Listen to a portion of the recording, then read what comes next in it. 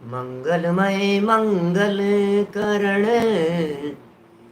वीतराग विज्ञान नमो ताहि जाते भये अरहंतादि महान करि मंगल करि हो महा ग्रंथ करन के काज जाते मिले समाज सब पावे निज पद राज पावे निज पद राज इस भव के सब दुख निके कारण मिथ्या भाव तिनकी सत्ता नाश करी प्रगटे मोक्ष उपाव प्रगटे मोक्ष उपाव। मोक्ष मार्ग प्रकाशक नामक ये ग्रंथ है। आचार्य कल्प पंडित प्रवर टोडरमल जी साहब की अनुपम रचना। 4 अधिकारों तक की चर्चा कल तक हम आपके बीच में यहाँ अपेक्षित विस्तार से कर चुके हैं और आज से हमारे एक विशेष शिविर का शुभारंभ हो रहा है। कल से हम शिविर की कक्षा को प्रारंभ करेंगे। समय यही रहेगा 10:15 और आज एक अतिरिक्त कक्षा के रूप में कल जैसा कि सुनील जी सर्राफ साहब ने निवेदन किया था और भी अनेक लोगों की भावना थी कि क्या ऐसा हो सकता है कि जो बहुत विस्तार से चौथे अधिकार की चर्चा हुई है उस चौथे अधिकार की चर्चा को संक्षेप में प्रारूपित कर दिया जाए। आज मैं कोशिश कर रहा हूं आपके बीच में एक ही प्रवचन में, सिंगल प्रवचन में इस चौथे अधिकार की पूरी चर्चा करने का। आखिर क्या बतलाया टोडरमल जी साहब ने इस चौथे अधिकार में। प्रारंभ किया, देखिए पहले अधिकार में चर्चा हुई थी सामान्य चर्चाएं, भूमिका बनाई टोडरमल जी साहब ने। भूमिका बनाते हुए उन्होंने मंगलाचरण किया, पंच परमेष्ठियों का स्वरूप बतलाया, उनके पूज्यत्व का कारण बतलाया, मंगलाचरण करने का कारण बतलाया, वक्ताओं के स्वरूप की चर्चा की, श्रोताओं के स्वरूप की चर्चा की। ये सब मतलब प्रेरणा दी एक प्रकार से कि शास्त्र स्वाध्याय होना चाहिए। दूसरे अधिकार में पंडित जी साहब ने कर्म बंधन के निदान की चर्चा की और कर्म बंधन रूपी रोग है हमारे, उस रोग की चर्चा बहुत विस्तार से की और रोग को सिद्ध किया। तीसरे अधिकार में उस रोग के उदयजन्य ये जीव किस किस प्रकार के उसके निमित्त से दुखों को भोगता है, उन दुखों की चर्चा हुई तीसरे अधिकार में, जिसमें उन्होंने प्रारंभ में कर्म की अपेक्षा से दुख बतलाए और फिर उसके पश्चात उन्होंने पर्याय अपेक्षा से दुख बतलाए। कर्मों की अपेक्षा से दुख बतलाते हुए ज्ञानावरणी आदि सभी कर्मों की चर्चा की और पर्याय अपेक्षा से दुख बतलाते हुए नित्य निगोध इतर निगोध की चर्चा की, फिर विकलत्रय जीवों की चर्चा की, फिर सैनी पंचेंद्रीय जीवों में मनुष्य तिर्यंच देवनार की सर्व प्रकार के जीवों के दुखों की चर्चा की और तीसरे अधिकार का समापन करते हुए मोक्ष सुख और उसकी प्राप्ति का उपाय बतलाया। ये सब चर्चाएं तीसरे अधिकार में हुई। जब तीसरे अधिकार में दुखों की चर्चा विस्तार से हो गई तो चौथे अधिकार को प्रारंभ करते समय टोडरमल जी मंगलाचरण में कहते हैं, भाई ये जो दुख तुमने उठाए हैं आज तक बहुत लंबे काल से, उन दुखों के पीछे कारण क्या रहा ये बताओ, उन दुखों को आखिर भोगा क्यों ये बतलाओ। तो कहा इस भव के सब दुखनी के कारण मिथ्या भाव।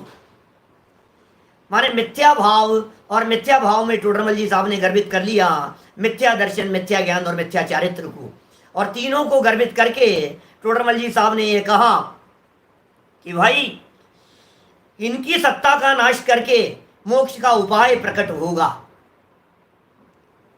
आज लिंक नहीं है ये के ग्रुप के ऊपर, कोई बात नहीं, लेकिन लिंक नहीं आए तो भी आप लोगों को लाइव देखना चाहिए।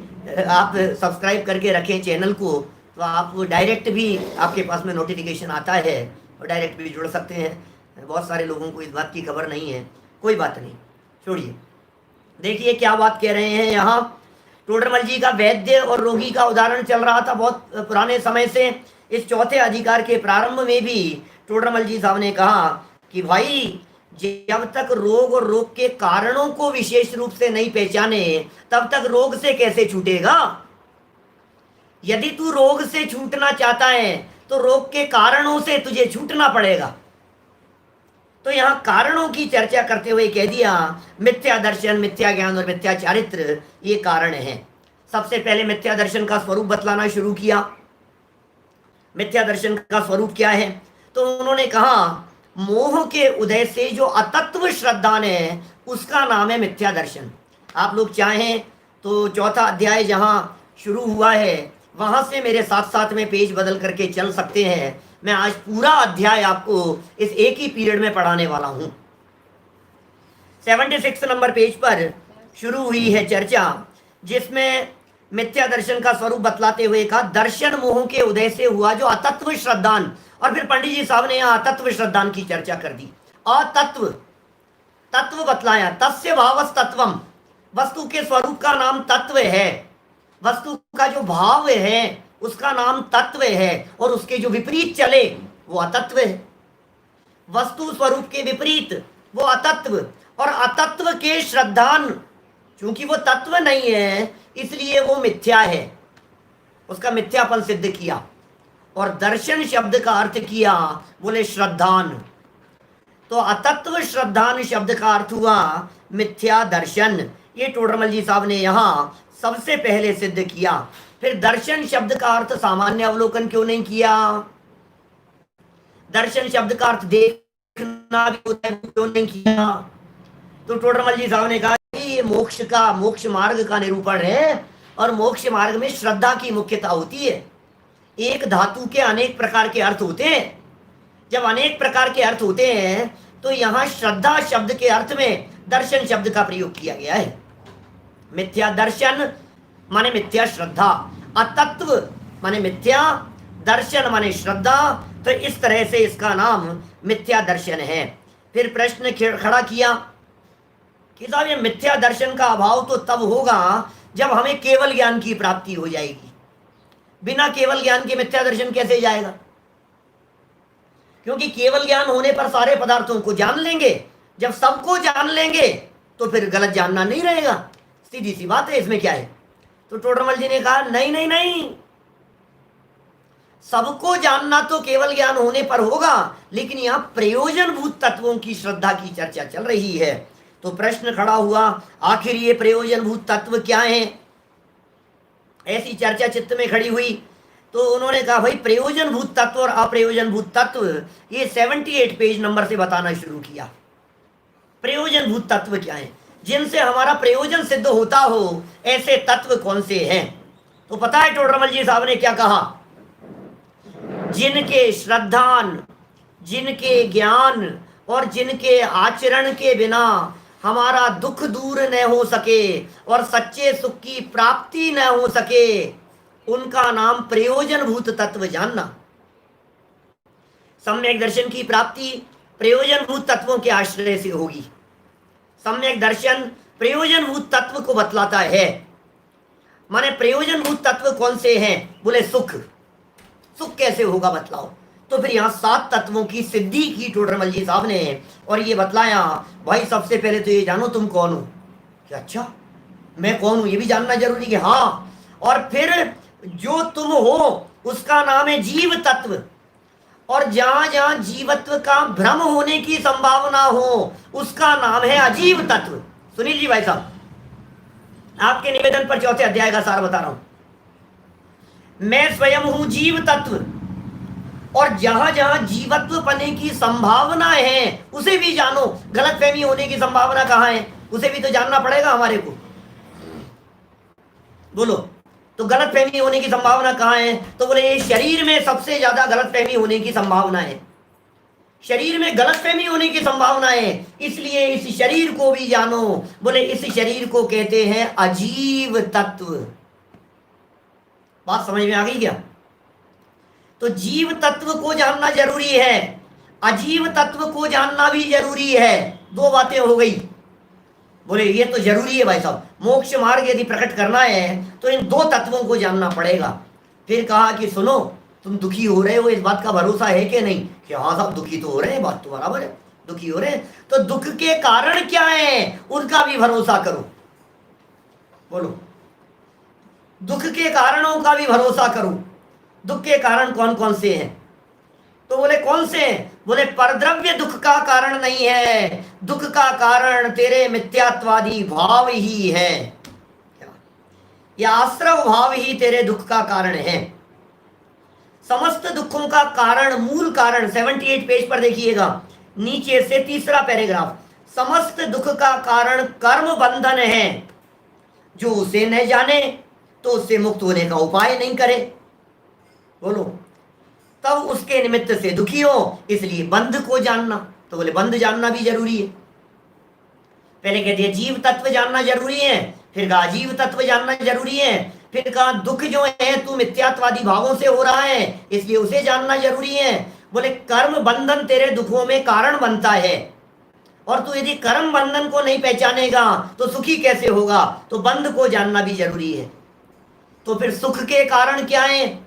बोले आश्रव का अभाव वो संवर है, और बंध का अभाव सो निर्जरा है, और पूर्ण सुख रूप अवस्था प्रकट की जा सकती है, उसका नाम मोक्ष है। इस तरह से टोडरमल जी ने यहाँ सिद्ध किया कि आप आश्रम को जानिए, बंध को जानिए, संवर को जानिए, निर्जरा को जानिए, मोक्ष को जानिए। सातों तत्वों को जानने के संदर्भ में टोडरमल जी साहब ने यहाँ कह दिया, बोले ये 7 प्रयोजन भूत है, 7 के अलावा 8वां कुछ भी प्रयोजन भूत नहीं है। सारी दुनिया को जानो तो ठीक और नहीं जानो तो ठीक। सबको तो जाना इसने, लेकिन प्रयोजन भूत को नहीं जाना। सारी दुनिया को जान रहा है लेकिन अपने आत्मा को नहीं जान रहा है। बोलो, पूरे दुनिया भर में घूम रहा है लेकिन अपने आप की खबर नहीं है इस जीव को। अजीव तत्व के नाम पर ये सारे अजीव को जान रहा है। नंदीश्वर द्वीप को जानने में लगा है, पंचमेरुओं को जानने में लगा है, स्वर्ग नरक को जानने में लगा है, जम्बू द्वीप की व्यवस्थाओं को जानने में लगा है, लेकिन मैं कौन हूं और अजीव तत्व जो प्रयोजन भूत है उसे नहीं जान रहा है। इसीलिए तो कहा सबको तो जाना निज को न जाना, ओ कैसा ज्ञान धारी तूने आपा न पहचाना। सबको जाना है, अपने आप को नहीं जाना है। तो क्या करें? बोलो, अपने आप को जानो। बोले 7 तत्वों का जानना प्रयोजन भूत है। यह बात टोडरमल जी साहब ने यहां सिद्ध कर ली। ठीक है, तो बोले इन 7 तत्वों को तू यदि जानेगा तो तेरा काम हो जाएगा, और नहीं जानेगा तो काम नहीं होगा। आप देखिए, बीच में पुण्य पाप की चर्चा की कि पुण्य पाप इनके विशेष हैं।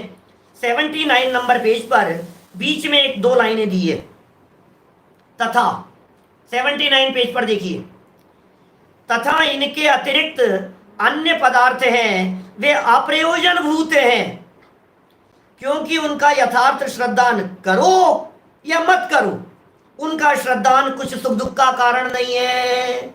बोलो, जितने दुनिया भर की बातें हैं, अरे आप घूमट सार पढ़ो तो ठीक, नहीं पढ़ो तो ठीक, आप शास्त्रों का ज्ञान करो तो ठीक और नहीं करो तो ठीक, आप दुनिया भर के भेद प्रभेदों को जानो तो ठीक और नहीं जानो तो ठीक। बोले अप्रयोजन भूत है, उनका यथार्थ श्रद्धान करो या मत करो। क्या कह दिया टोडरमल जी साहब ने? मैंने इतनी गजब की बात कह दी है, निर्भर कर दिया हमारे को।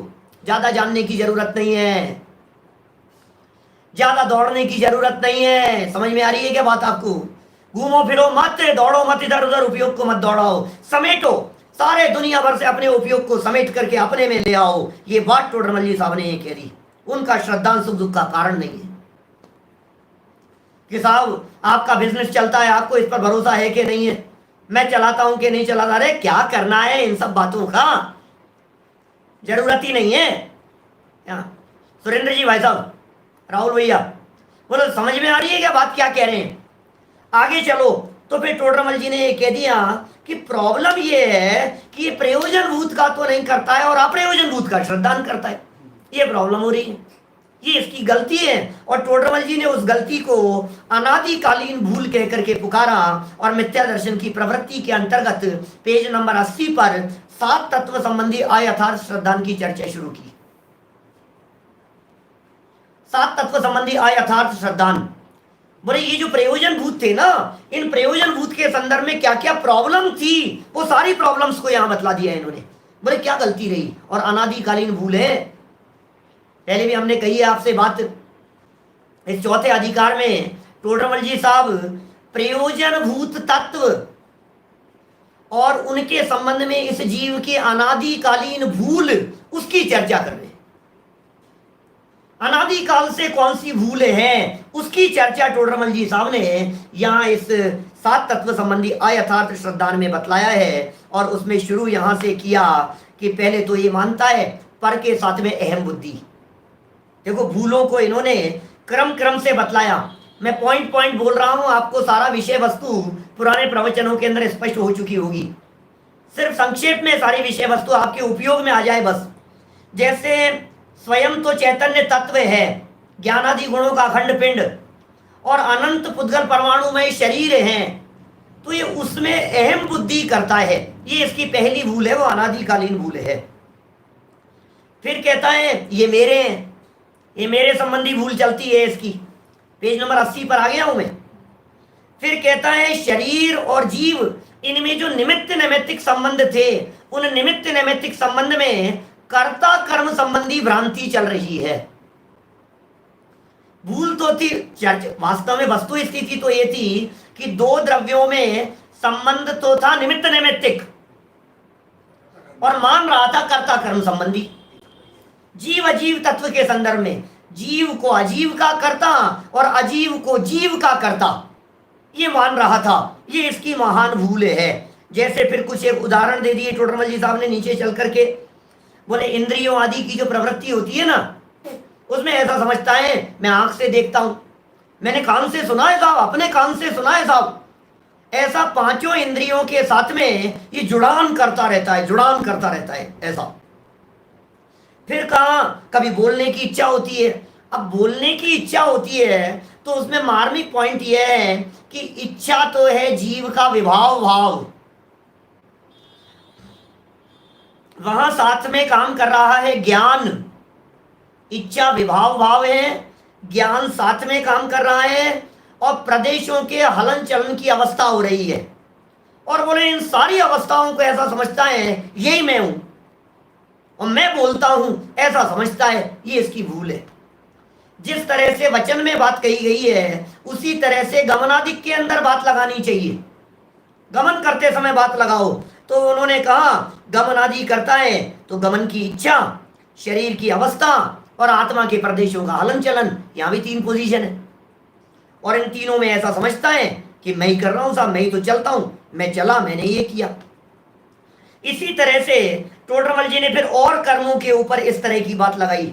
कषाय भाव होते हैं, आंखें लाल हो जाना, शरीर की अवस्थाएं होना, इस तरह की अवस्थाएं चलती रहती है।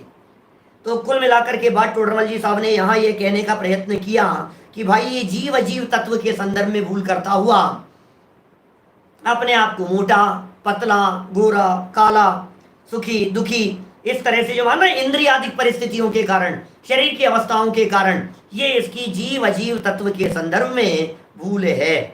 देखिए 82 नंबर पेज पर शुरू की 2.5 पंक्तियां बहुत महत्वपूर्ण हैं और मैंने शायद इन पंक्तियों की चर्चा करते हुए वो भेद विज्ञान कैसे हो, शायद मेरे ख्याल से वो व्याख्यान जो था वो इन्हीं पंक्तियों के आधार पर था। भेद विज्ञान कैसे करें, सम्यक दर्शन की प्राप्ति और सम्यक दर्शन की विधि कैसे करें, क्या समझ में आ रही है बात? 82 पेज पर देखिए। तथा अपने को और शरीर को निमित्त नैमित्तिक संबंध बहुत है। ओहो क्या कह रहे हैं, इसलिए भिन्नता भाषित नहीं होती और जिस विचार द्वारा भिन्नता भाषित होती है वह मिथ्या दर्शन के जोर से हो नहीं सकता, इसलिए पर्याय में अहम बुद्धि पाई जाती है। क्या जबरदस्त वाक्य है पंडित जी साहब का। मिथ्या दर्शन का जोर है, मिथ्या दर्शन का प्रभाव है। मिथ्या दर्शन दिमाग पे ऐसा हावी दिखाई देता है कि इसको निमित्त नैमित्तिक संबंध है, तो भेद विज्ञान जिन कारणों से भाषित होता है वो भेद विज्ञान होने के कारणों की तरफ दृष्टि नहीं जाती है इसकी, इसका दिमाग ही नहीं जा रहा है। और मैंने आपको ध्यान होगा उल्लास भाई, मैंने आपको एक बात कही थी कि सुनो, आप ध्यान दीजिए, महत्वपूर्ण बात, दिन भर में सुबह से शाम तक उन बातों को, उन प्रसंगों को हाईलाइट करने का प्रयास कीजिए। सुरेश जी भाई साहब कोलकाता, उन प्रसंगों को हाईलाइट करने का प्रयास कीजिए जिन प्रसंगों में हमारे मन माफिक काम नहीं हो रहा है। बोलो, प्रवचन नंबर 108 था, वेद विज्ञान की चर्चा वाला। जिन प्रसंगों में सोचना जरा, यार दाढ़ दर्द कर रही है, यार आंखें पता नहीं क्यों जलन कर रही है, इसका मतलब ये है भेद विज्ञान होने का कारण बना और तू भेद विज्ञान नहीं कर पा रहा है। मौका मिला ना तुझे भेद विज्ञान करने का, तो करना चाहिए कि नहीं करना चाहिए बताओ। तो क्यों नहीं कर पा रहा है, क्यों नहीं देख पा रहा है? पत्नी मेरे हिसाब से नहीं चल रही है, बच्चे ने तो आज यार पलट करके जवाब दे दिया। भले ही महीने में एक बार जवाब देवे, लेकिन हमारा ये कहना है उस एक बार को हाईलाइट करो तो भेद विज्ञान होगा। शरीर आपके अनुसार चल रहा है, डेली शरीर आपके अनुसार ही चल रहा है। आप उठते हो, हाथ उठाते हो, नीचे करते हो, बैठते हो, उठते हो, सोते हो, जगते हो, चलते हो, बोलते हो, खाते हो, पीते हो, सब कुछ आपके हिसाब से चलता हुआ दिखाई दे रहा है। लेकिन जब आपके अनुसार नहीं चले, पॉइंट को हाईलाइट करो, उस बात को हाईलाइट करो। आप यदि आप उस बात को हाईलाइट करेंगे तो ये भेद विज्ञान कर पाएंगे। लेकिन टोडरमल जी का कहना है मिथ्या दर्शन के जोर से वो विचार हो नहीं पाता। क्या करें, ये मिथ्या दर्शन का जोर है, ये मिथ्या दर्शन का प्रभाव है। मिथ्या दर्शन के प्रभाव से, मिथ्या दर्शन के जोर से ये काम नहीं हो पाता है। चलिए, इस तरह से जीव अजीव तत्व संबंधी अयथार्थ श्रद्धान की बात हुई थी। फिर आश्रव तत्व संबंधी अयथार्थ श्रद्धान को यहां बताया गया और ये कहा गया मोह के उदय से मिथ्यात्व कषाय आदि भाव होते हैं। क्या, जब इस जीव के मोह का उदय होता है, तीव्र मोहनी कर्म का उदय होता है, तो मिथ्यात्व भाव होता है, कषाय आदि भाव होते हैं, उन्हें स्वभाव भाव जानता है। ये प्रॉब्लम है भाई साहब। क्या गलती कहां हुई है संजय जी? बोलो अजय जी, सोहानी जी, गलती कहां हुई है हमारी? गलती ये हो रही है कि जो राग भाव उत्पन्न हुआ, जो कषाय भाव उत्पन्न हुआ, उस कषाय भाव और राग भाव को ऐसा समझता है मैं, मेरा ही तो है, मुझे गुस्सा आ रहा है, देख लेना आप यार, मैं देख लूंगा आपको, मेरा गुस्सा देखा नहीं है आपने, ऐसी धमकी देता है। अब हम कह रहे हैं भाई ये जो कषाय भाव है, ये जो विभाव भाव है, ये तेरा स्वभाव नहीं है, ये औपाधिक भाव है, ये दुख रूप है। लेकिन अनादिकाल से इस प्रकार की भूल बनी हुई है कि इन दुखदायक भावों को अपना स्वभाव भाव मानता है और इन भावों का जो फल आता है वैसा इसे भाषित नहीं होता है। कि इन भावों का फल क्या आएगा, इसे भाषित नहीं होता है।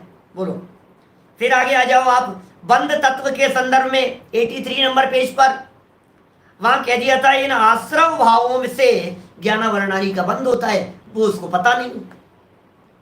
भाई जो रागादिक तो सभी लोग कर रहे हैं ना, तेज गति का जीव है, हाथी घोड़ा कुत्ता बिल्ली आदि है सभी लोग। अब ये हाथी घोड़ा कुत्ता बिल्ली आदि है, उनको भी गुस्सा आता है कि नहीं? वो भौंकते हैं कि नहीं? उनको अपने बच्चों के प्रति राग दिखाई देता है कि नहीं? तो रागादिक तो हो रहे हैं, लेकिन उन रागादिक को वो दुख का कारण नहीं समझ रहे। ये तो थी आश्रव संबंधी भूल, अनादिकाल से चली आ रही है। और अब कह रहे हैं मेरे इन भावों से मुझे कर्म बंधन होगा, इस बात की भी इसे खबर नहीं है। ये जो मेरा राग भाव है, मेरा मिथ्यात्व भाव है, मेरी उल्टी मान्यताएं, परमे सुख बुद्धि मानने की जो प्रवृत्ति है, इनसे मुझे कर्म बंधेगा, इसकी खबर नहीं है इसको। ये खबर नहीं होना, ये बंध के बारे में भूल है। इसका फल मुझे भोगना पड़ेगा, इसका विचार विवेक नहीं होना, इसका नाम बंध तत्व संबंधी भूल है। ये शरीर मिला है, गति जाति इंद्रिय काय योग वेद ये सब जो मिले हुए हैं हमारे को, ये सब कैसे मिले हैं? बोले कर्म के उदय से मिले।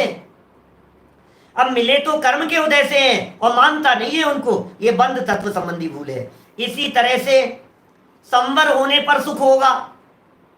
बोलो, सच्चा सुख कैसे प्रकट होगा? बोले संवर होने पर होगा। तो जो आश्रम को नहीं पहचाने वो संवर को कैसे पहचानेगा? संवर तत्व के संबंध में आया था श्रद्धा ने अनादिकाल से। फिर कहा जो बंध को नहीं पहचाने, बंध को दुख रूप नहीं जाने, वो बंध के अभाव को अर्थात संवर और निर्जरा और मोक्ष को सुख रूप कैसे मानेगा? ये बताओ। जो व्यक्ति ने बंध को नहीं पहचाना उसने निर्जरा को नहीं पहचाना। बंध के एक देश अभाव का नाम निर्जरा है। ये सब निर्जरा तत्व संबंधी अयथार्थ श्रद्धा की चर्चा, और बोले सर्व कर्म बंधन से रहित अवस्था का नाम मोक्ष है, उसे भी नहीं पहचानता। तो ये सातों तत्वों के संदर्भ में अयथार्थ श्रद्धा इस जीव का चला करता था। 84 नंबर पेज पर एक और प्रकरण टोडरमल जी साहब ने अलग से दे दिया, पुण्य पाप संबंधी अलग प्रकरण दे दिया। बोले पुण्य पाप के संदर्भ में भी इस जीव की भूल चलती है क्या? बोले पुण्य पाप के संबंध में क्या क्या भूल चलती है इस जीव की? तो टोडरमल जी साहब ये कह रहे हैं कि भाई पुण्य से इच्छानुसार कार्य बनता है, पाप से इच्छानुसार कार्य नहीं बनता है, लेकिन दोनों में जो आकुलता है ना, उसे नहीं पहचान रहे हैं। ये पुण्य पाप के बारे में भूल है। पुण्य के उदय में अनुकूलताएं दिख रही है, पाप के उदय में प्रतिकूलताएं दिख रही है, और एक में इच्छानुसार कार्य बन रहा है, एक में इच्छानुसार कार्य नहीं बन रहा है, लेकिन आकुलता तो दोनों में है। दोनों ही आकुलता के कारण है। पैराग्राफ की तीसरी लाइन, अंतिम लाइन है, पुण्य पाप संबंधी अयथार्थ श्रद्धा, परंतु दोनों ही आकुलता के कारण हैं, इसलिए बुरे ही हैं। क्या? फिर इसके नीचे एक लाइन छोड़ करके, पुण्य पाप के उदय को भला बुरा जानना भ्रम है। ये उदय संबंधी बात की। अब बंधन संबंधी बात की पुण्य पाप के संबंध में। बोले कहते हैं शुभ से को भला जानता है और अशुभ भावों को उन्हें बुरा जानता है, तो ये भी भ्रम है, जबकि दोनों ही बंधन के कारण है। ये नहीं दिखाई देता है इसको। तो इस तरह से ये सात तत्व और पुण्य पाप, इसके अयथार्थ श्रद्धा की चर्चा टोडरमल जी साहब ने बहुत अलग ढंग से नया चिंतन प्रस्तुत करते हुए अनादिकालीन भूल के माध्यम से इस बात को बतलाया। खूब विस्तार से चर्चा हमने कई दिनों में इन सब बातों की चर्चा की थी। देखिए अब कहते हैं आगे प्रकरण, मिथ्या दर्शन तो हो गया। अब पंडित जी यहां बतला रहे हैं मिथ्या ज्ञान का अन्यथा स्वरूप। अब मिथ्या ज्ञान के संदर्भ में क्या भूल है? तो टोडरमल जी ने यहां ये कहा कि प्रयोजनभूत तत्वों के अयथार्थ जानने का नाम मिथ्या ज्ञान है। ये बहुत महत्वपूर्ण प्रकरण है ज्ञान के संदर्भ में, और बड़ी मार्मिक बातें हैं। टोडरमल जी ने कहा प्रयोजनभूत के संदर्भ में नहीं जान रहा है। प्रयोजनभूत के संदर्भ में मान्यता बिगड़ी थी, वो मिथ्या दर्शन था। प्रयोजनभूत के संदर्भ में ज्ञान बिगड़ा है, ये मिथ्या ज्ञान है। वो कहा इससे क्या होता है? बोले संशय, विपर्य और अनध्यवसाय, ऐसा काम होता है। संशय, दो कोटि में झूलने वाला ज्ञान दिखाई देता है। विपर्य, विपरीत बात को ही मान लेता है। और उदाहरण दिए टोडरमल जी ने। संशय माने क्या है? मैं शरीर हूं कि आत्मा हूं, इसका नाम तो कहा संशय। फिर कहा मैं शरीर ही हूं, इसका नाम कहा विपर्य। अरे यार क्या शरीर हूं कि आत्मा हूं लगा रखी है तुमने? छोड़ो ना यार ये सब बातें। अपना दिमाग पैसा कमाने में लगाओ, अपना दिमाग अपने आजीविका में लगाओ, अपना दिमाग घर गृहस्थी को संभालने में लगाओ। क्या शरीर आत्मा लगा रखी है? छोड़ो ये सब बातें, कोई मतलब की नहीं है। इसका नाम है अनध्यवसाय। ये ज्ञान संबंधी विपरीतता है। तो संशय, विपर्य और अनध्यवसाय की चर्चा हुई। फिर टोडरमल जी साहब की ये सब चर्चा होने के बाद ये कहा टोडरमल जी ने कि साहब सच्चे झूठे का जो ज्ञान होता है उसको सम्यक ज्ञान, मिथ्या ज्ञान कहना चाहिए। वो क्यों नहीं कहते हो आप? मिथ्या दर्शन को क्यों साथ में जोड़ लेते हो आप? ये बातें क्यों कहते हो और क्यों प्रयोजनभूत की बात कह रहे हो? तो टोडरमल जी साहब ने उसका जवाब दिया कि भाई देखो, जहां सिर्फ जानने की बात हो ना, वहां तो सच जाना तो सम्यक ज्ञान, सिर्फ जानने का प्रयोजन है। अब बिजनेस के बारे में जानने का प्रयोजन है, बोले सही जाना तो सम्यक ज्ञान और नहीं जाना तो मिथ्या ज्ञान। लेकिन सवाल यहां मोक्ष मार्ग का है क्या? इसलिए यहां मिथ्या दर्शन, सम्यक ज्ञान, मिथ्या दर्शन और सम्यक दर्शन को प्रमुख किया गया है। देखो नीचे प्रश्न उठाया है, 85 नंबर पेज पर देखना नीचे क्या लिखते हैं टोडरमल जी। प्रश्न है नीचे, मिथ्या दृष्टि को जीवादि तत्वों का अयथार्थ जानना है, उसे मिथ्या ज्ञान को, और रस्सी सर्पादि का जो सही जानना है उसे सम्यक ज्ञान को। शिष्य का प्रश्न है मिथ्या दृष्टि के ज्ञान को भी, बोले ये क्या है, एक व्यक्ति ने कहा कि ये कुर्ता है, तो बोले मिथ्या ज्ञान कहो उसको, और दूसरे ने कहा कि ये रुमाल है, तो बोले इसके ज्ञान को सम्यक ज्ञान कहो। ये शिष्य का प्रश्न है और शिष्य की जिज्ञासा है, बोले ऐसा होना चाहिए। तो टोडरमल जी कह रहे हैं भाई 3 तरह की विपरीतता देखी जाती है इस जीव के जीवन में। तू जो कह रहा है ना कि इसको सही जान लिया है मिथ्या दृष्टि जीव ने, मिथ्या दृष्टि जीव ने इसको रुमाल को रुमाल जाना है, उसको सम्यक ज्ञान कह दो। टोडरमल जी ये कह रहे हैं 3 तरह की भूल है। क्या 3 तरह की भूल कौन कौन सी है? तो इन्होंने कहा कारण विपर्य, स्वरूप विपर्य और भेदाभेद विपर्य। ये भी एक नया प्रकरण था टोडरमल जी का, जो एक सामान्य तौर पे अपने को मिलता नहीं है। न्याय शास्त्रों का प्रकरण टोडरमल जी ने यहां प्रस्तुत कर दिया। 3 तरह के विपर्य। बोले तुम जो समझ रहे हो ना ये क्या कि ये रुमाल है और तुम कह रहे हो कि इसे सम्यक ज्ञान कह देवे, हम देखो जानने का प्रयोजन हो तब तो कह देंगे, लेकिन यहां प्रॉब्लम ये है कि तू इसके कारण विपर्य, कारण संबंधी विपरीतता है तुझे, तू इसके स्वरूप को नहीं जानता है, स्वरूप संबंधी विपरीतता है, तेरे चित्त में भेदाभेद संबंधी विपरीतता है, तुझे उसकी भी खबर नहीं है। बोले होते क्या है ये समझ में नहीं आया हमारे को। क्या ये होते क्या है? बोले जहां कारणों के संदर्भ में विपरीतता हो वो तो कहलाता है कारण विपर्य। क्या कारण में विपरीतता? कारण में विपरीतता मतलब जैसे समझ लिया इसने पैसे के कारण से सुखी होता हूं, धन के कारण से सुखी होता हूं, बच्चों के कारण से सुखी होता हूं, ये उनको सुख के कारण मान लिया। दुख के कारण मान लिया इसने, यार ये अच्छा नहीं दिख रहा है इसके कारण दुखी होता हूं। तो कारण कुछ और था और मान लिया कुछ और, ये है कारण संबंधी विपरीतता, कारण विपर्य। फिर का स्वरूप ही विपरीत समझ रहा है तू ये समझ रहा है कि रुमाल है, वस्तु स्थिति यह है कि अनंत पुद्गल परमाणुओं के समुदाय रूप एक पुद्गल स्कंद है। यह स्वरूप को विपरीत समझ लिया तूने। और फिर का भेदाभेद विपर्य, भेदाभेद के संदर्भ में समझ लो आप, पुण्य और पाप ये दोनों जहां अभेद थे उनमें कर दिया भेद। जो अभेद थे ना पुण्य और पाप, उनमें भेद कर दिया। और इसी तरह से सब जगह लगा लेना आप, विकारी भाव जिनमें भेद डालना है उन्हें अभेद कर लेता है, और जिस ज्ञायक भगवान आत्मा को अभेद देखना है उसमें ज्ञान दर्शन आदि का भेद खड़ा कर देता है। ये विपरीतता इसके अनादिकाल से चल रही है, इसको कुछ होश नहीं। शरीर और आत्मा जिनमें भेद है उन्हें अभेद कर लिया है, ये भेदाभेद संबंधी विपरीतता है। तो ये सब चर्चाएं टोडरमल जी साहब ने यहाँ कही। फिर कहा भाई ये इस मिथ्या ज्ञान का कारण कौन है ये बतलाओ। एक बहुत मार्मिक प्रकरण आया था बीच में, ज्ञानावरणी कर्म को मिथ्या ज्ञान का कारण कह दो। बहुत गजब के तर्क हैं टोडरमल जी के, सही कह रहा हूं। पूरी जैन परंपरा में, सारे जैन इतिहास में, जैन साहित्य में, जैन आगमों में यदि आप इसे तलाशने का प्रयास करेंगे तो आपको नहीं मिलेगा। ये टोडरमल जी के चिंतन की गहराई है। ध्यान दीजिएगा क्या विषयभूत वस्तु कह रहे हैं टोडरमल जी। मिथ्या ज्ञान का कारण ज्ञानावरणी को कह दो, क्या हो गया था? ज्ञानावरणी है ना, श्रद्धा के से मिथ्या दर्शन होता है, श्रद्धा की विपरीतता से, और ज्ञान की विपरीतता से ज्ञानावरणी कर्म के उदय से मिथ्या ज्ञान होता है। तो टोडरमल जी ने कहा सुनो भैया ऐसा नहीं चलेगा। बोले क्यों नहीं चलेगा? कि इसलिए नहीं चलेगा कि ज्ञानावरणी कर्म में 2 तरह की स्थिति बनती है, या तो ज्ञानावरणी कर्म का उदय या फिर ज्ञानावरणी कर्म का क्षयोपशम। ध्यान है आपको, बहुत मार्मिक प्रकरण था।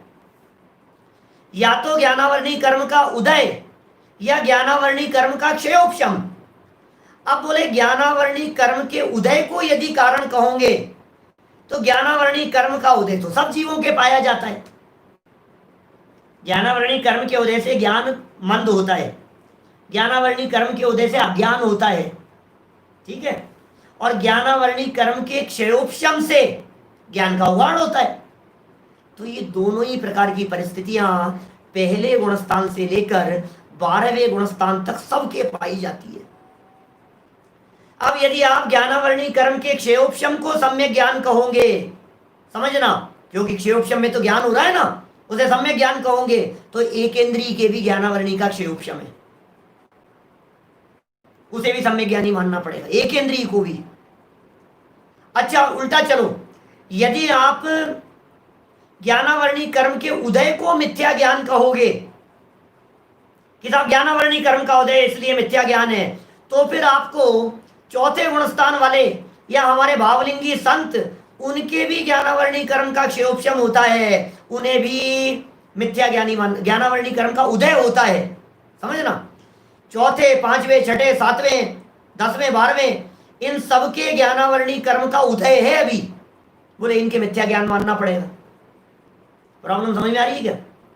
एक इंद्रिय जीवों के ज्ञानावरणी का क्षेयोपशम होने से सम्यक ज्ञान मानना पड़ेगा, और भावलिंगी संतों के ज्ञानावरणी कर्म का उदय होने से मिथ्या ज्ञान मानना पड़ेगा। समझ में आई आपको बात? कितनी बड़ी प्रॉब्लम खड़ी हो जाएगी। इसलिए टोडरमल जी साहब ने यह सिद्ध किया कि मिथ्या ज्ञान का कारण ज्ञानावरणी कर्म का उदय नहीं है, और ज्ञानावरणी कर्म का क्षेयोपशम भी नहीं है। तो फिर कौन कारण है? बोले उसका कारण तो मिथ्या दर्शन है, वो साथ में है। और टोडरमल जी साहब ने इस संबंध में बहुत ही सुंदर उदाहरण यहां प्रस्तुत कर दिया था, और वो उदाहरण के अंदर टोडरमल जी साहब ने ये कहा कि जैसे मान लो भूख लग रही है, या सुख दुख का कारण तो वेदनी नाम का कर्म दिखाई देता है। सुख दुख नाम का कर्म जो है, सुख का उत्पन्न हुआ, दुख उत्पन्न हुआ, बोले साता साता वेदनी कर्म है, सुख दुख में निमित्त।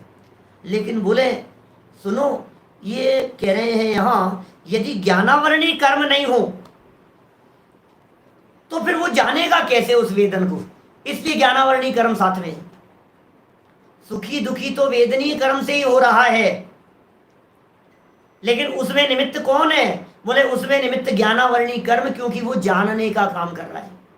इसी तरह से जानने का काम सही के विपरीत, वो तो ज्ञानावरणी के उदय से हुआ, लेकिन चूंकि मिथ्यात्व साथ में था इसलिए वो विपरीत जानना हुआ।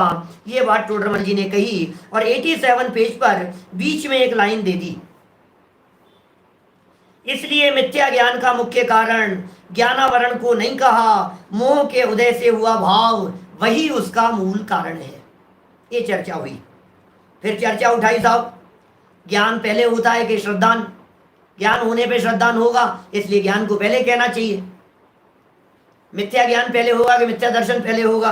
ये सारी चर्चा जो दौलत राम जी ने छेड़ाला के अंदर लिखी है, वो चर्चा वहां से भी है और टोडरमल जी के आधार पर लिखी है। युगपत होते हूं प्रकाश दीपक ते हुई। भाई बात तो यही है कि दोनों साथ साथ में होते हैं, मिथ्या दर्शन और मिथ्या ज्ञान दोनों साथ साथ में होते हैं, लेकिन फिर भी जिस प्रकार दीपक का जलना और प्रकाश का होना, ये दोनों साथ साथ में होने पर भी जलना कारण है और प्रकाश कार्य है, इसी तरह से मिथ्या दर्शन कारण है और मिथ्या ज्ञान कार्य है। ये सब चर्चाएं हुई, और फिर उसके बाद 88 नंबर पेज पर मिथ्या चारित्र के स्वरूप की चर्चा को प्रारंभ किया। और बहुत मार्मिक बात थी यहाँ मिथ्या चारित्र की चर्चा में। किसका नाम है मिथ्या चारित्र? बोले चारित्र मोह के उदय से होने वाला कषाय भाव, और उस कषाय भाव के होने पे स्वभाव रूप प्रवृत्ति नहीं हुई, इसका नाम मिथ्या चारित्र जानना। चारित्र मोहनी कर्म का उदय है और स्वभाव भाव रूप प्रवृत्ति नहीं हुई, समझ में आ रही है बात? उसका नाम मिथ्या चारित्र है। और इस मिथ्या चारित्र के होने पर इस जीव के क्या होता है? तो इन्होंने कहा राग द्वेष की प्रवृत्ति होती रहती है, विभाव भाव होता रहता है, जैसा परिणमन चाहता है वैसा परिणमन नहीं होता है। बोलो, जहाँ इसकी चलती नहीं है वहाँ जबरन चलाने का प्रयास करता रहता है। ये सारी बातें विस्तार से कहने के बाद एक इष्ट अनिष्ट कल्पना, मिथ्या कल्पना का महत्वपूर्ण प्रकरण दिया। ये इष्ट अनिष्ट कल्पना का इतना महत्वपूर्ण प्रकरण है कि ये प्रकरण जैन अजैन हिंदू मुसलमान दुनिया के हर व्यक्ति को सुनाओ समझाओ तो हर व्यक्ति समझे, समझ में आवे। क्या अभी मेरे पास में, मैंने इस संबंध में आपको एक हवाला दिया था उसका, वंडरफुल, एक चीज मिलेगी वंडरफुल, एक मूवी का। परसों मेरे पास में जितेंद्र जी का फोन आया वहां से, दुबई से। बोले साहब हमने सब परिवार वालों ने बैठ करके देखी, 2.5 घंटे की पूरी मूवी है, नेट पर अवेलेबल है, हर व्यक्ति को देखने लायक है। बोले सूचना देना आप। ये इस प्रकरण के संदर्भ में बोले पदार्थ एक। अब देखना इसके पॉइंट बतलाता हूं, आपको ध्यान देना। इष्ट अनिष्ट की मिथ्या कल्पना के पॉइंट आप लोगों को ध्यान दिला रहा हूं, ध्यान दीजिए। मैं कोई पिक्चर देखने का पोषण नहीं कर रहा हूं बंधुओं, ध्यान रखना। वो पिक्चर जो है वो जैन मूवी है और जैन सिद्धांतों का प्रतिपादन बहुत बारीकी से उसके अंदर किया गया है, इसलिए उसकी बात कही है। देखो पदार्थ एक, एक ही पदार्थ, और वही पदार्थ किसी को इष्ट लगता है, किसी को अनिष्ट लगता है, पहला पॉइंट। फिर इसका विस्तार किया टोडरमल जी साहब ने। फिर दूसरा पॉइंट दिया, अभी तो क्या कहा, पदार्थ एक है, वस्तु एक है और व्यक्ति अलग अलग है।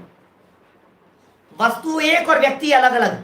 फिर टोडरमल जी ने कहा व्यक्ति भी एक और वस्तु भी वही, व्यक्ति भी वही और वस्तु भी वही। तो फिर क्या हुआ, बोले वो व्यक्ति और वही वस्तु हुआ ऐसा कि समय बदल गया। काल बदल जाने पर जो इष्ट लग रही थी वही अनिष्ट लगने लग गई। बोलो, मैंने नाम बतलाया ना अभी मूवी का, एक चीज मिलेगी वंडरफुल, नाम है ऐसा, एक चीज मिलेगी वंडरफुल। श्वेतांबर समाज के माध्यम से बनाई गई है, लेकिन बहुत सुंदर उसमें विवेचन, तर्क बहुत सुंदर उसमें दिए गए हैं। वस्तु स्वरूप टोडरमल जी जैसे तर्क दिए हैं, इसलिए मैंने बात कही है ना। देखिए कई लोगों ने देखी है, धर्मचंद जी देखिए।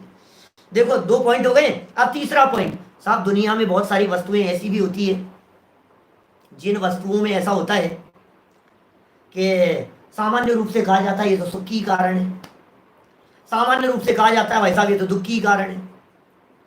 तो फिर ये पता है क्या कहा टोडरमल जी साहब ने, बोले उनमें भी ऐसा होता है कि वो भी जो मुख्य रूप से दुख की कारण हो वो भी सुख की कारण दिखाई देने लगती है। और इस संदर्भ में टोडरमल जी ने गाली का एग्जाम्पल लेकर के बात कही थी, ठीक है ना। फिर इन सब के संदर्भ में टोडरमल जी और आगे बढ़ करके बतलाते रहे। बोले पदार्थ इस तरह के होते हैं जो कुछ सुखदायक होते हैं, कुछ दुखदायक होते हैं, कुछ उपकारी होते हैं, कुछ अनुपकारी होते हैं। उनमें किसी को भला जानता है, किसी को बुरा जानता है। ये इष्ट अनिष्ट मान करके उनमें राग द्वेष कल्पना किया करता है, ये इसकी महान भूल है। तो इन सब के का नाम मिथ्या समझना। देखिए आप पेज नंबर 90 पर लास्ट लाइन है, 90 नंबर पेज पर लास्ट लाइन है। इस प्रकार परद्रव्यों को इष्ट अनिष्ट मानकर राग द्वेष करना मिथ्या है। यदि परद्रव्य इष्ट अनिष्ट होते और वहां राग द्वेष करता तो फिर मिथ्या क्यों होता। इसका मतलब ये है मिथ्या इसलिए है कि वस्तु तो इष्ट अनिष्ट है नहीं और मान रहा है इष्ट अनिष्ट, इसलिए मिथ्या है। और इष्ट अनिष्ट है नहीं और उसको इष्ट अनिष्ट मान करके राग द्वेष कर रहा है, इसलिए वो मिथ्या चारित्र नाम प्राप्त करता है। प्रकरण खत्म हुआ। फिर एक और प्रकरण, राग द्वेष का विधान में विस्तार। मैंने पौन घंटे में खत्म करने की सोची थी, देखो आप बीच बीच में आप लोगों ने 1-2 मिनट ले लिए मेरे। राग द्वेष का विधान और विस्तार, इसमें महत्वपूर्ण बात क्या थी। देखो 91 पेज की पहली लाइन में एक बात की तरफ और मैंने आप लोगों का ध्यान आकर्षित किया था, इष्ट अनिष्ट मानकर राग द्वेष करता है, इष्ट अनिष्ट मानकर राग द्वेष करता है, उसे मिथ्या चारित्र कहा गया था। समझ में आ रही है बात। यदि इष्ट अनिष्ट माना, इष्ट अनिष्ट मानकर राग द्वेष करे तो मिथ्यात्व सहित है, इष्ट अनिष्टपना मिथ्यात्व जनित होता है। मैंने इस पॉइंट को थोड़ा सा आप लोगों के बीच में हाईलाइट किया था। और इष्ट अनिष्टपना नहीं हो, मान लो इष्ट अनिष्टपना नहीं हो और सिर्फ राग द्वेष हो तो फिर वो चारित्र मोह की कमजोरी से होता है, वो ज्ञानियों के जीवन में भी होता है, चारित्र मोह की कमजोरी से। अब राग द्वेष के विधान विस्तार के अंदर सारी वेदनीय कर्म के उदयजन्य जो बातें पीछे कही गई थी उन सब बातों को बेस बना करके यहाँ प्रकरण दिया गया। शरीर की अवस्था जैसी होती है उसमें, शरीर की अवस्था के निमित्त भूत जो संयोग दिखाई देते हैं उनमें, या कुछ ऐसे पदार्थ जिन पदार्थों में शरीर से कुछ इष्ट अनिष्टपन का लेना देना नहीं है, अच्छे बुरेपन का, अनुकूल प्रतिकूलता का लेना देना नहीं है, वहां जबरन ही राग द्वेष किया करता है, काम खा में ही राग द्वेष किया करता है। ये बात यहाँ इन्होंने कही है। और ये सारा प्रकरण पूरा राग द्वेष के विधान और विस्तार वाला, और फिर हमने विधान और विस्तार के अंदर ये सारी बातें कही थी, राग से राग, राग से राग, राग से राग। बढ़ता चला जाता है। दुश्मन के दुश्मन, मित्र के मित्र, दुश्मन के मित्र वो भी दुश्मन हो जाते हैं, मित्र के जो मित्र होते हैं वे भी मित्र हो जाते हैं, हमारे साले के जो साले हैं वे भी साले साहब कहलाते हैं, हमारे बहनोई के जो बहनोई हैं वे भी बहनोई कहलाते हैं, जीजा जी के जीजा जी को भी जीजा जी कह करके पुकारा जाता है।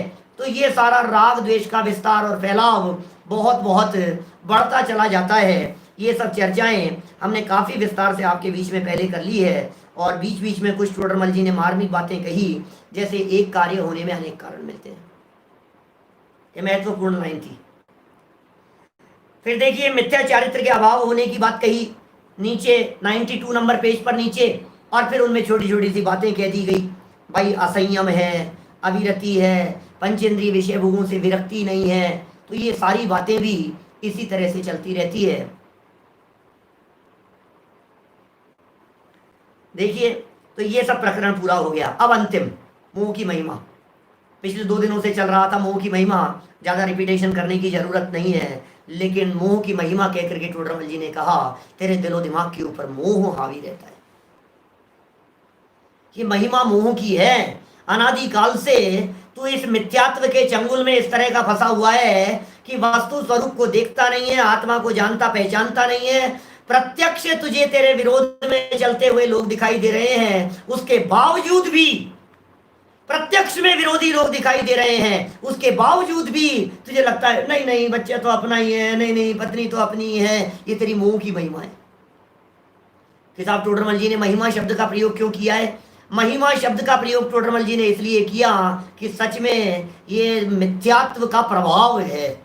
महिमा माने प्रभाव है इसका विशेष रूप से, ये बतलाने के लिए टोडरमल जी ने यहाँ महिमा शब्द का प्रयोग किया गया है। शरीर और आत्मा इनमें भिन्न बुद्धि नहीं हो पाती है। बाह्य सामग्री स्वयं उत्पन्न होती है, स्वयं मिलती है, विनष्ट होती देखी जाती है। मोह के कारण ऐसा समझता है मैंने किया, मैंने किया, मैंने माना। ये सब बातें इस तरह की है। स्वरूपाचरण चारित्र के संदर्भ में हमने वो बीज का उदाहरण दिया था, वो भी चर्चा थी। सब आप लोगों को ध्यान है, सब बातें ज़्यादा दिन पुरानी बातें नहीं है ना, भी कंटिन्यू चलती रही है। फिर देखिए और क्या कहा, फिर कहा कि भाई शरीर का संबंध है, तो मैं समझता है कि मेरे संबंध है, मैं जिंदा हूँ। शरीर छूट जाएगा, कहता है मैं मर जाऊंगा। कभी कहता है शरीर को जला देंगे, कभी कहता है मुझे जला देंगे। तुझे तो घर से जंगल में तेरा ही खुद बे खुद बेटा सुलाकर लकड़ियों के ढेर में तुझको जलाएगा। बोलो, ऐसा लगता है मुझे ले जाकर के मेरा ही बच्चा शमशान में ले जाकर के लकड़ियों के ढेर में ले जाकर के आग लगा दे, मेरा ही बच्चा मुझे आग लगा देगा, ऐसा समझता है। भाई तुझे कहाँ आग लगाएगा? कभी अपने आप को शरीर कहता है, कभी अपने आप को भिन्न कहता है, कभी आपको कहता है कि मेरा यश रहेगा तो मैं जिंदा रहूंगा, नाम रहेगा तो सब रहेगा, बाकी तो सबको मरना ही है। तो कभी नाम को अमर मानता है। ये सब पर पदार्थों के साथ में, देहादिक के साथ में एकत्व, ममत्व, कर्तृत्व, भोक्तृत्व रूपी बुद्धियां इसकी दिखाई देती है। और टोडरमल जी की एक सुंदर लाइन थी, थोड़े कान बंद कर लेना कि ज्यादा खोल लेना। क्या कह रहा हूं? टोडरमल जी ने कहा पागल की भांति बकता है, कुछ सावधानी नहीं है। सोचो जरा, बकता है पागल की तरह, बावले की तरह बातें बनाता है, इसको कुछ होश नहीं है, कुछ सावधानी नहीं है। और फिर नीचे चलते हुए इन्हीं सब प्रकरणों का समापन करते हुए पंडित जी साहब ने कह दिया कि जैसा प्रत्यक्ष भाषित हो उसको अन्यथा जानता है, ये मिथ्या श्रद्धा करता है, मिथ्या ज्ञान करता है और मिथ्या आचरण करता है। इस जीव की अनादि काल से इस प्रकार की ये भूल चली हुई है। और अंतिम 2 पंक्तियां 94 पेज की। इसलिए हे भव्य, यदि दुखों से मुक्त होना चाहता है तो इन मिथ्या दर्शनादिक विभाव भावों का अभाव करना ही कार्य है। इस कार्य के करने से तेरा परम कल्याण होगा। सच में प्रकरण तो दिया है मोह की महिमा, लेकिन मोह की महिमा को देखते हुए अपने को कितना बलवान होने की जरूरत है, उपयोग को इधर लगाएं और अपनी अंतरंग पावर को बढ़ाने का प्रयास करें। ये चैतन्य तत्व यदि बलवान हो जाएगा तो मिथ्यात्व कमजोर हो जाएगा और मिथ्यात्व के टुकड़े हो जाएंगे। हम सभी के जीवन में मिथ्यात्व के 3 टुकड़े अल्प काल में हो और शीघ्रातिशीघ्र मुक्ति की प्राप्ति हो। इसी मंगल भावना से बात को यहीं विराम देता हूँ। हमने चौथे अधिकार को आज अत्यंत संक्षेप में देख लिया है। शिविर हमारा चल रहा है, दिन भर के कार्यक्रम है। आज भी दिन में 2 प्रवचन है, शाम को फिर प्रवचन है। 8 बजे वाला अपना जो प्रवचन चल रहा है वो यथावत चलेगा। शिविर के दौरान कक्षा जैसी आज चली है ऐसी सवा 10 चलेगी। जिन लोगों को लाइव संभव नहीं है वे लोग आगे पीछे सुने, रिकॉर्डिंग सुने। हम शुरू करेंगे 6ठे अध्याय को कल शिविर के माध्यम से। एक आध व्यक्तियों की शंका थी कि 5वां क्यों छोड़ रहे हो, मैं स्पष्ट कल करूंगा जब प्रवचन शुरू करूंगा तो स्पष्ट करूंगा कि मैं 5वां क्यों छोड़ रहा हूं। कुछ प्रकरण 5वें के ले लेंगे, वो संक्षेप में आपको बतला देंगे, तो आपकी वो बात कवर हो जाएगी। अभी की बात को यहीं विराम देते हैं। जय जिनेन्द्र। निज निधि निज में बताई यह अनंत उपकार है, उसके लिए जिन वाणी माँ को वंदना शत बार है, वंदना शत बार है। 9 बार।